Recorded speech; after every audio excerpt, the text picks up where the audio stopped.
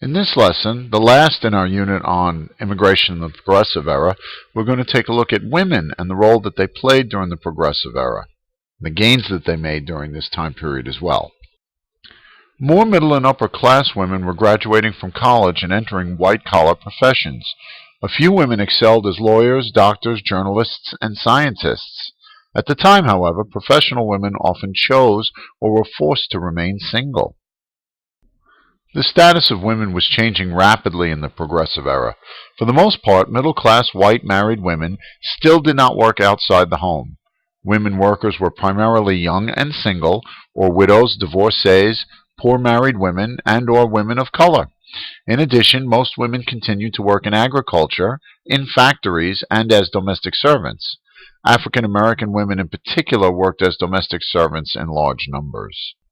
However, new jobs were opening for some women as well. Many women began to find employment in department stores. Middle-class women were able to find jobs as clerical workers, typists, clerks, and as more people started to get telephones in their houses, telephone operators. Recognizing the changes that were occurring in the lives of some women, the public and the press coined a phrase for these women: the new woman. The new woman was supposedly young, college-educated, active in sports, interested in pursuing a career, and looking for a marriage based on equality. The temperance movement was the movement to ban alcohol. The Women's Christian Temperance Union led the fight to do exactly that. These cartoons depict women entering bars and saloons and destroying alcohol. The bottom right cartoon shows women waiting outside. It was unacceptable at the time for women to drink in public, so bars and saloons really were men's clubs of sort. And in fact, a lot of business was often conducted in these bars, and women didn't have access. So that was part of the issue here, but it was far from the only issue. Today, we look at the domestic violence side, and this poster here hints at men coming home and hurting their families. The words here in this poster say, "Lips that touch liquor shall not touch ours." And ultimately, the temperance movement was successful. The 18th Amendment was added to the Constitution in 1919, which ushered in an era known as Prohibition. This grand experiment, unfortunately, turned out to be a tremendous failure. We'll discuss the Prohibition era of the 1920s 2 units from now.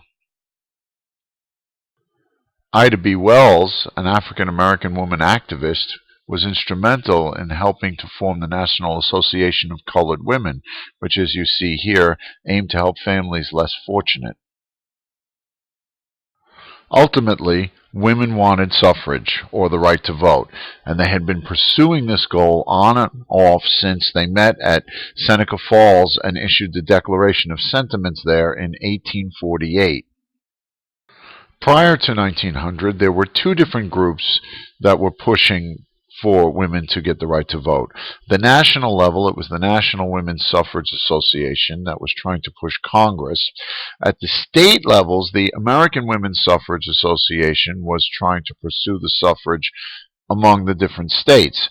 These 2 groups merged at the turn of the century to form the National American Women's Suffrage Association, led by Elizabeth Cady Stanton.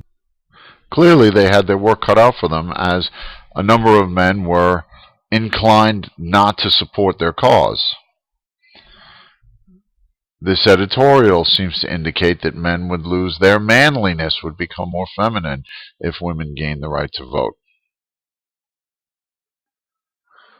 This map shows women's suffrage before the passage of the 19th Amendment. You can see the states in purple had complete voting rights for women prior to the 19th Amendment. Most of those states are out in the West. Even the states in yellow had women voting in presidential elections. It was only the states in brown, largely in the mid-Atlantic and the southeast, that had no voting for women whatsoever. The reason the states in the Midwest and Far West had already granted women the right to vote lies in part due to the fact that these were largely farm states, and men and women on the farm were very much equal partners in seeing some success in farming in their farm.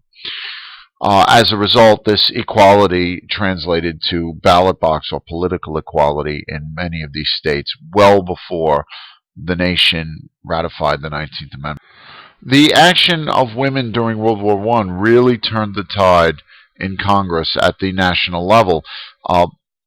During the war, women were asked to step up, and women did indeed answer that call to serve the nation, both in a support capacity overseas in Europe and additionally at home, taking jobs in the factories when the men went off to fight overseas. After the war was over, women said we were just as patriotic as the men were, and it was time now to grant us full citizenship rights.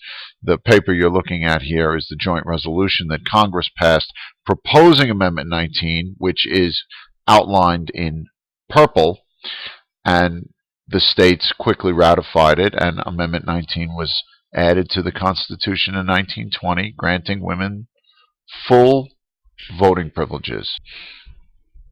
And celebrations happened nationwide. So then, to sum up, women were fighting on the moral front with the temperance movement. Women were fighting on the political front with the suffrage movement. We also talked earlier in the lesson about education and workforce changes for women. And women were indeed very successful with everything that was happening at this time during the Progressive Era, with the passage of Amendment 18 that banned alcohol and Amendment 19 where they got the right to vote.